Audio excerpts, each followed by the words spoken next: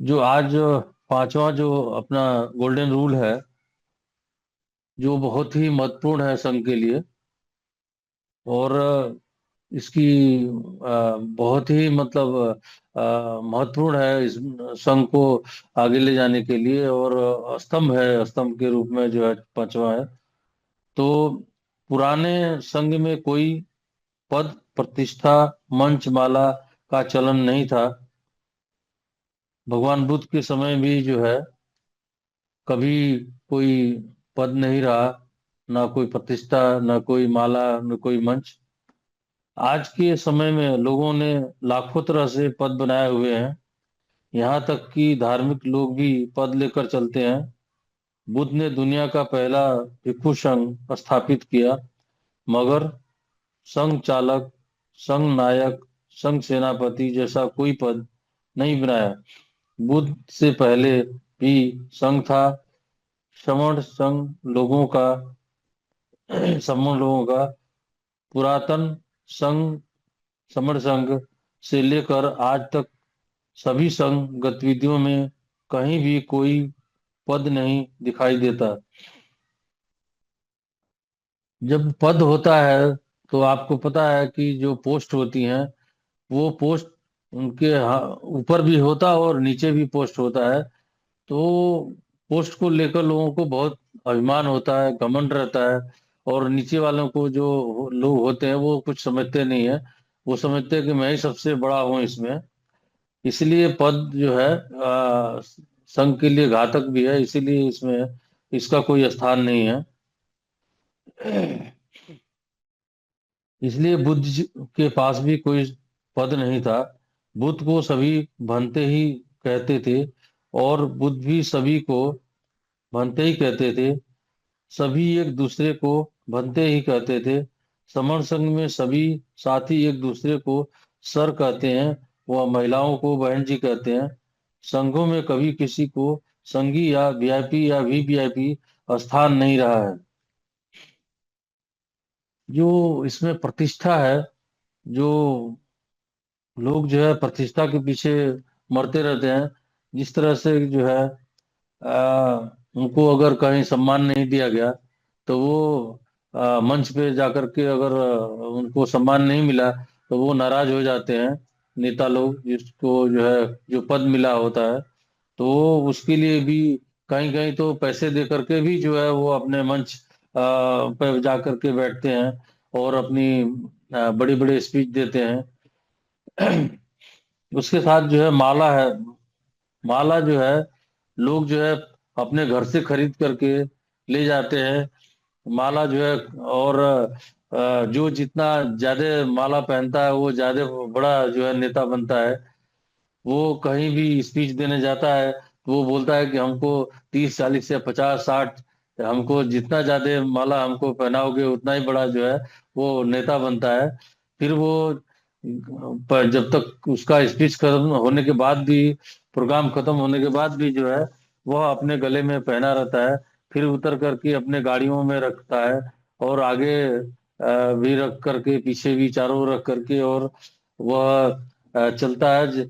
अगर देखा जाए तो उसके घर में कुछ भी ना हो या उसके गली में भी कोई पूछते ना हो, लेकिन फिर भी वह जो है वहां जो है अपने आप को वो बहुत बड़ा समझता है। जैसा कि संघ में कभी वीआईपी या वीवीआईपी स्थान नहीं रहा, ना ही मंचासीन या स्थिति रही। बस एक ऊंचा आसन या कुर्सी, स्टूल जैसी मिट्टी या चबूतरा होता था, जहाँ बैठकर भंते जी भिक्षु देशना, उपदेशना, उपदेश देना, या बुद्ध देते थे, या आम साधारण समण या समर्थन बात करता था। इसे संघासन बोलते थे। संघ आसन या संघ की कुर्सी। जैसे कि आप सभी को पता होगा कि संघ की जहाँ फिजिकल संगति लगती है, वहाँ एक छोटा सा 2 फीट या 1 फुट या उससे ज्यादा का एक स्थान रहता है, या एक कुर्सी लगा दी जाती है। उसमें वो अस्थाई नहीं रहता है, जिसको वहां जा करके अपनी बात करनी होती है। वह जाके अपनी बात करता है और फिर वो स्थान छोड़ देता है। फिर दूसरे संगी आकर के और अपनी बात बताते हैं, तो वो उसको संघासन हम बोलते हैं। तो फिर वहां से बाद में वहां से हटा लिया जाता है। मंच लोगों को ऊंच नीच बनाती है। जो मंच पर बैठता है वह अपने आप को ऊंचा मानता है, बाकी को नीचा मानता है। मंच के बैठने वाले जो लोग होते हैं वो अपने आप को ऊंचा समझते हैं, और नीचे बैठने वाले लोगों को वो छोटा और हीन समझते हैं, जिसमें भेदभाव आता है, भेदभाव की भावना आ जाती है। और अपने आप को वो उच्च वर्गीय उच्च वर्ण का समझने लगते हैं कि मैं एक बहुत बड़ा जो है आदमी हूँ, और मैं जो है इन लोगों से ऊंचे मंच पर बैठा हूँ। संघ के अंदर समानता होती है, अतः मंच नहीं लगाई जा सकती। सभी लोग समणों की संगति में नीचे बैठते हैं। वही नियम अब भी चलता है, और संगतियों में सभी लोग नीचे बैठते हैं। जिनके घुटने खराब हैं वह कुर्सियों पर बैठते हैं। अधिकतर यही व्यवस्था रहती है। यदि कहीं ऑडिटोरियम लेना पड़े तभी भी मंच नहीं लगता, मंच निषेध है। इसी तरह माला, साला, दुसाला, पटका, टोपी, पगड़ी, मोमेंटो, फूल, बुके आदि का स्वागत सत्कार अपने संग में नहीं होता है, क्योंकि सभी समान है। यदि आप किसी को सत्कार करते हैं तो बाकी लोगों को दुत्कार हो जाता है।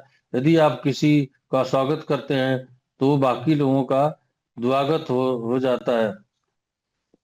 संघ में जो कार्य करता है वह व्यक्ति की महानता ऐसे ही छलकती है, और संघ उनके पास आकर के और उनको सम्मान देता है। तो यदि आप एक को विशेष मान सम्मान देंगे तो बाकी का अपमान हो जाता है। यदि आप एक की प्रशंसा करेंगे तो बाकी की निंदा हो जाती है। यदि आप किसी को प्रतिष्ठा करेंगे तो बाकी का अप्रतिष्ठित हो जाते हैं। संघ में समानता सिर्फ कहने भर की नहीं होती। यदि समानता की बात की जाती है तब वह समानता बातचीत, व्यवहार, आचार में भी दिखाई देती है। समानता के सिद्धांत पर पूर्णतः पालन किया जाता है। इसमें कुछ बीमार लोगों की परेशानी होती है, जिन्हें मंच, माला, पद प्रतिष्ठा, गमछा, टोपी की बीमारी की पड़ी लत पड़ी है। ऐसे कुछ लोग भी हैं। मंच, माला, पद प्रतिष्ठा समूह के क्रियाकलाप में नहीं है। यह बीमारी बाहर के लोगों से आई हुई है। अल्पसंख्यक या थोड़े लोग जब बहुसंख्यक लोगों पर दबाव बनाते हैं तब ये अपने किसी एक व्यक्ति को प्रतिष्ठित करने के लिए ऊंचा मंच लगाते हैं। यह एक सिंह की कुर्सी लगाते हैं, बहुत बड़ी बड़ी माला पहनाते हैं और उसे सबसे बड़े पद पर प्रतिष्ठित करते हैं। फिर उसकी जयकारा लगाते हैं। फिर उसकी झूठी वीर गाथाएं गढ़ते हैं, और झूठी वीर गाथाओं का ढोल बजाकर प्रचार करते हैं। और फिर उसके बाद बहुसंख्यक लोगों को साम, दाम, दंड भेद, छल कपट से उसकी झूठी वीर गाथा को गाने के लिए मजबूर करते हैं। इससे कुछ समय बाद वह व्यक्ति जिसने जिंदगी को कभी मेढकी का शिकार ना किया हो, वह शेर का शिकार करने की झूठी वीरगाथाओं का हीरो बन जाता है। पर समर संग न ऐसा अभ्यास कभी रहा और न कभी रहेगा।